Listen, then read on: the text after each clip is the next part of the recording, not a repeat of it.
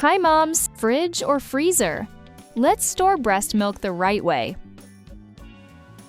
Choosing the correct storage keeps breast milk fresh and safe. Use the fridge if milk will be used within a few days. In the refrigerator, breast milk stays fresh for up to 4 days. Choose the freezer for long-term milk storage. In the freezer, breast milk lasts up to 6 months. Always use clean, BPA-free containers or storage bags. Label every container with the date before storing. Thaw frozen milk gently, never microwave it.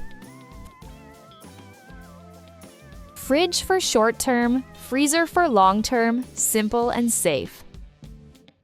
Let's look at the best times to pump for maximum milk supply. Early morning is the best time milk levels are highest then. Pump 20 to 30 minutes after breastfeeding for extra milk. Try power pumping once a day to boost supply naturally. Night pumping helps because milk hormones work at night. Pumping at the same time every day increases supply.